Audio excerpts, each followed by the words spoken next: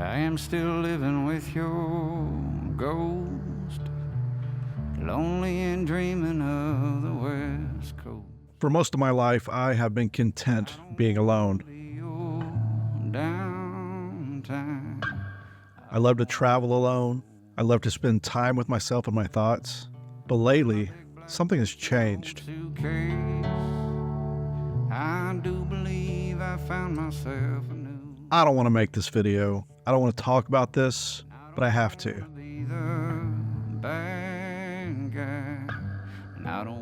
I have to admit something to myself and to you. Anymore. I just want to see some palm trees, and I will try. I'm lonely. This disease.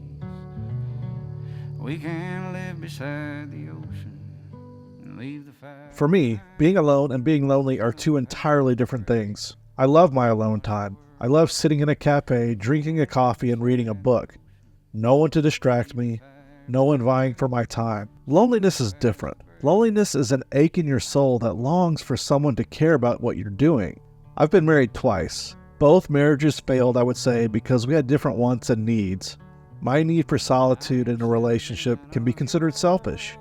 Hell, I'll admit I am selfish. I am not very good at taking other people into account who aren't like me and need more attention than I can sometimes give.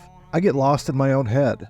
Recently, though, I have wondered how much solitude I need, and if my desire for it comes from not wanting to form relationships out of my fear that people will figure me out and won't like what they find. And singing rising in my own weird way. I don't want to be the bad guy, and I don't want to do your sleepwalk dance anymore. I just want to see some. Packing your things and moving to a new continent was a very exciting thing for me. It was something I wanted to do for a long time. I've consumed hours of YouTube videos about living in Europe and living in Germany. What never really came across to me, though, or what I chose to ignore, was how incredibly isolating this life can be. I don't think when I chose this life, when I chose to move here, that I necessarily thought that part through. You know, I figured it would be a change. It would definitely require some adjustments, but eventually I'll make friends and find my place. But it hasn't really worked out that way. I don't really have any people that I would call friends. I mean, I do, I guess, but nobody I really like to hang out with, to be honest. You know, I talk to people in school, and I know people from class, and I have people that I work with on the journal that I work on. I don't really have anyone that I hang out with. As you kind of can tell, I always do things by myself. And I've always been okay with being alone. Recently, it's just been, I kind of want to find someone or some people to do these things with. And I don't know if that means if that means dating. That idea still kind of frightens me. It's hard dating here, especially at my age, because like if I wanted to maybe try to ask someone out in one of my classes or whatever, they're all so much younger than me that it's a bit weird. And then that leaves Tinder or Hinge or Bumble or all of these sites that's just god awful and atrocious. The thought makes me not want to do it at all. But I don't know. I think when I chose this life, when I chose to move here, I didn't think about that aspect of it so much.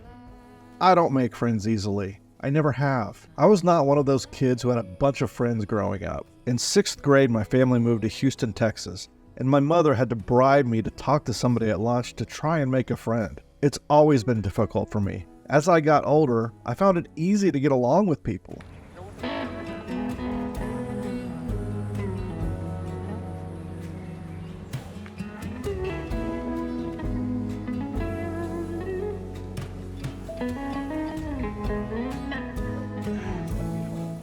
I'm what I would say is an extroverted introvert. I can be gregarious and outgoing with people, but it runs my batteries down, and then I need a lot of me time to recover. I think that's part of why I like guiding tours.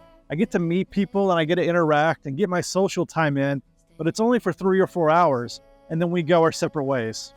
But this too can be isolating and lonely. They're what the narrator in Fight Club calls single-serving friends. and I'll probably never see these people again. Tell her you are by far the most interesting single-serving friend I've ever met.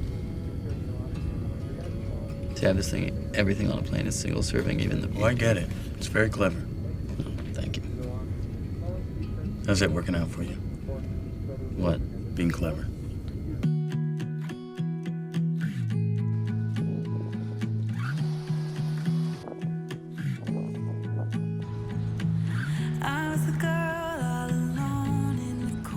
Over Christmas, I got COVID, and I was never really sick, but I had like no energy.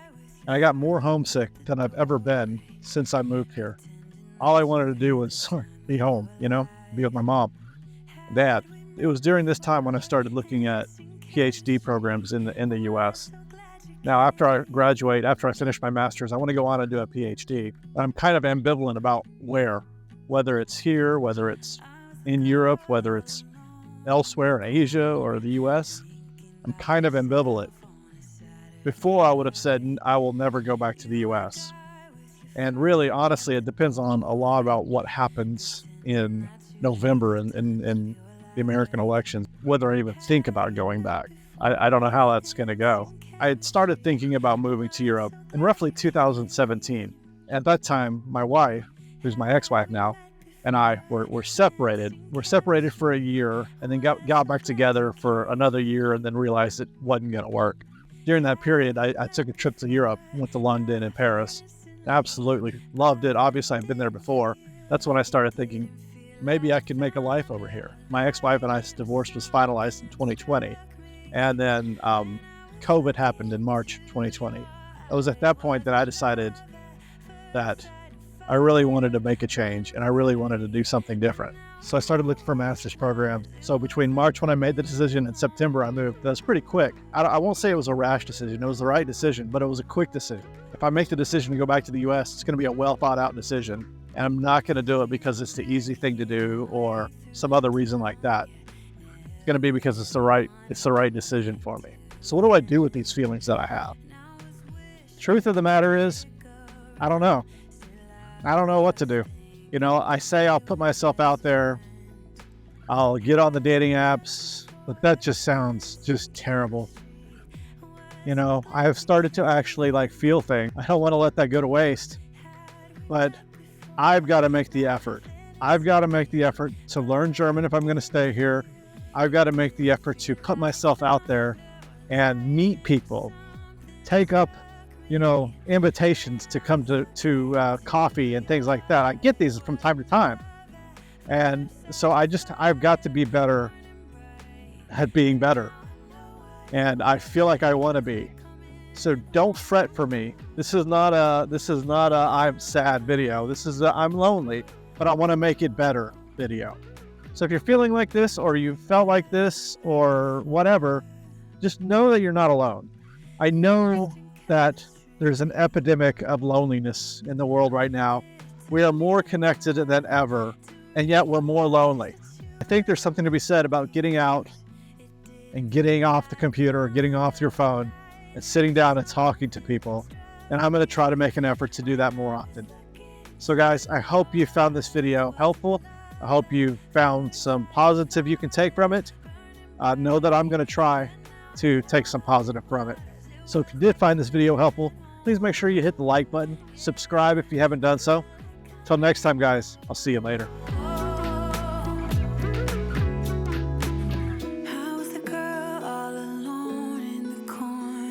Drinking by herself on a Saturday night.